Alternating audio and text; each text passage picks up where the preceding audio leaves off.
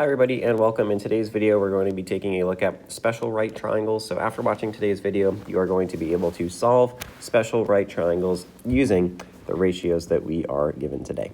So this is a really important concept that comes up in geometry and in Algebra 2 and pre-calculus and all of the future math courses. And we basically have a couple of triangles that based off of their angles we can solve for immediately. So we don't even have to do our crazy Pythagorean theorem or fancy solving. We just have to look at those angles, and from there we can go ahead and solve. So the first one is if we have a 90-degree triangle that also has 45-degree angles on the inside. So taking a look here, we obviously have that in this case, and what it tells us is we have a ratio, and the ratio is the two legs are both equal to 1, so 1x, and then the hypotenuse is equal to the square root of 2. So if you ever see it in this ratio, we can basically plug in whatever it might be, and that's going to help us to solve here. So basically what this tells us is in the case where we have a value of 1 for A and a value of 2 for B, when we go and solve for C in the Pythagorean theorem,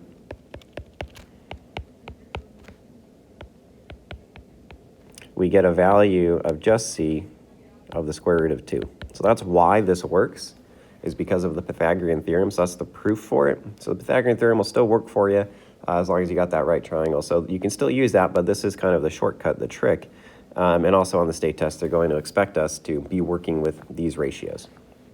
So it's a really fancy and complicated way of saying 1 root 2. And that's basically the best way to remember it, is we just go one at a time here, and that gets us to the answer that we're looking for. So in the situation that we have here, we have our side length and we have our 45-degree triangle.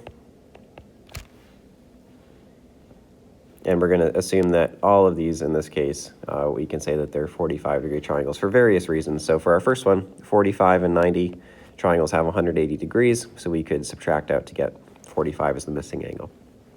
So in our situation here, this is our leg, so we know that this is the side that's equivalent to 1. This is the side that's equivalent to 1. So that helps us to solve, because what we can do is we can take our 4 over root 3, and we can take our x. So those are the two side lengths. We know that they're proportional matches directly across our 1, and directly across from x is also 1. So we can set up a proportion, and that's going to allow us to solve. So cross multiplication here, x times 1 is just x, and then 1 times 4 root 3, 1 times anything is just the same thing. So in this case, we already solved for x, and we didn't even have all the tools we needed for Pythagorean theorem, but by using our method here, we were able to solve. Next, 1, the hypotenuse directly across from 90 degrees is equal to the square root of 2. So we do the same setup. So we know that 4 over root 3 is one of our side lengths. We know that we're looking for y. So the matching side to 4 over root 3, again, our match to 4 over root 3 is 1, and then our match to y is the square root of 2. So writing that directly across from y. So once more, we can go through and cross multiply. So we'll get y times 1 is just y. And then here, 4 times the root 3 times the root 2. Because these are both roots, they're both like terms, what this allows us to do is we can actually multiply them because they are like terms. We're left with 4 times the square root of 6. Now we can't simplify the square root of 6 anymore. That's all that we have, so we're going to leave that as 4 times the square root of 6.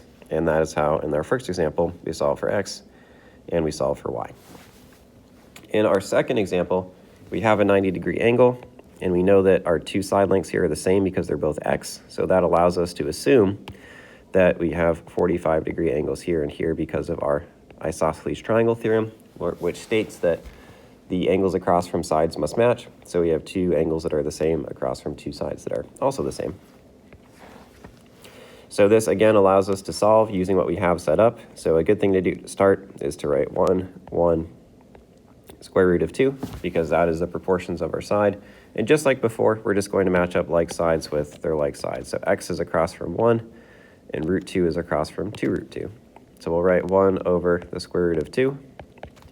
And across from 1 we have x, that's our red side, and then across from square root of 2 we have 2 times the square root of 2. So again, matching our blue segments with matching our red segments.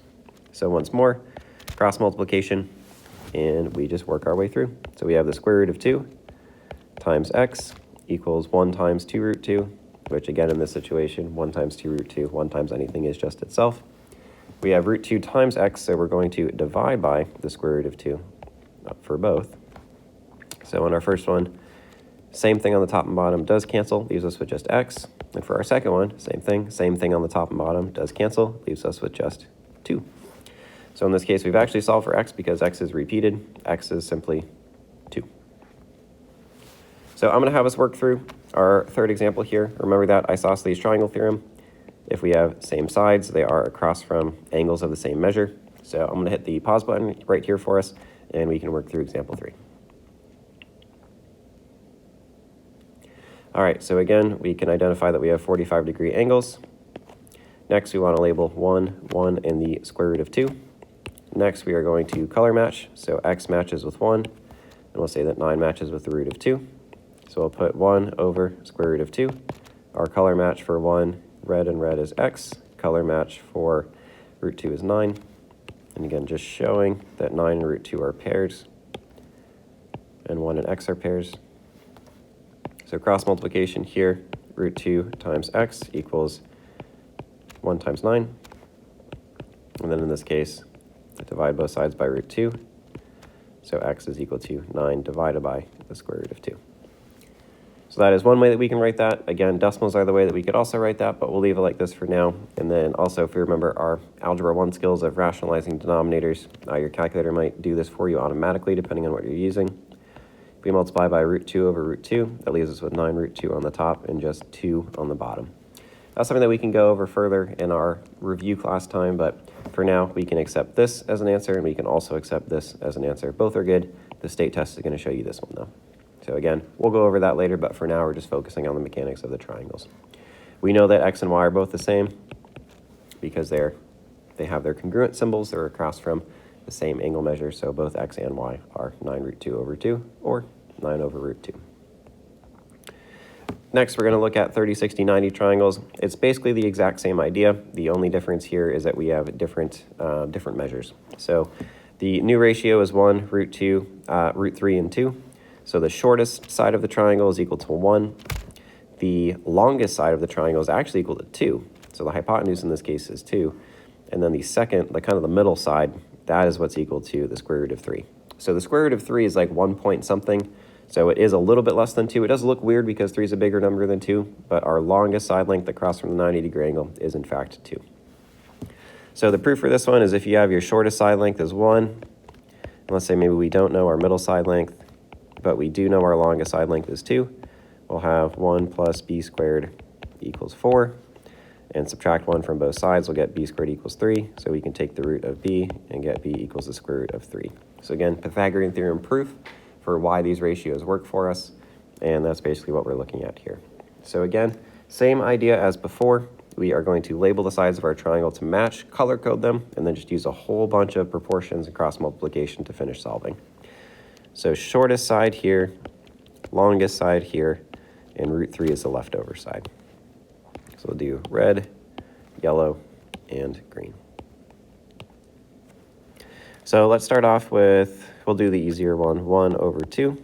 So 1 is green, 2 is x, and red. So again, showing that we are doing green across from green, red across from red, and then from here we can cross multiply. So 1 times x is x, 2 times 2, root 3. That's what we're looking at. We do have common like terms here because 2 times 2, they're both just numbers, so we can do 4 root 3. That's how we solve for x. And then the second setup is very, very similar. We're just going to solve for y now. So we have 1 over square root of 3. So green is on top, yellow is on the bottom. So again, color coding to match root 3 and y. And we have 1 and 2 root 3. So once more, cross multiplication. 1 times y is just y. And then 2 times root 3 times root 3. So a property of radicals is if you multiply a radical times itself, the radical goes away and the number stays. It's a really fancy way of saying that if you have root 3 twice, it's just 3.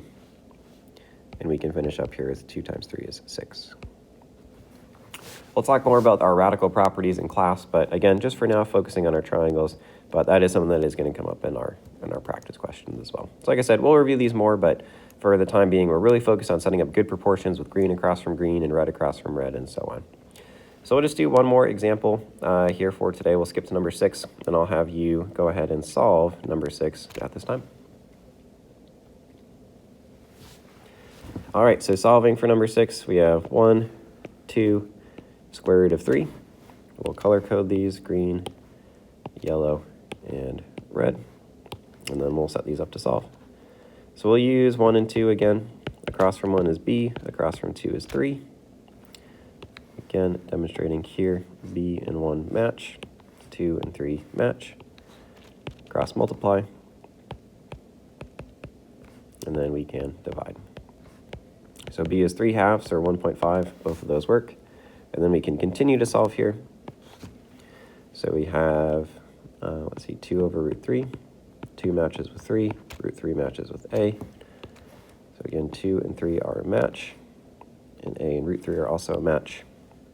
So we can go ahead and cross multiply 2a, and then 3 times square root of 3. Divide both sides by 2. A is equal to 3 root 3 over 2. And that's all good. So as always, thanks for watching. Remember, we will go over our roots more together in detail in class. But for now, just focusing on setting up good proportions, matching colors with colors, and solving for some special examples of our right triangles. So as always, thanks for watching.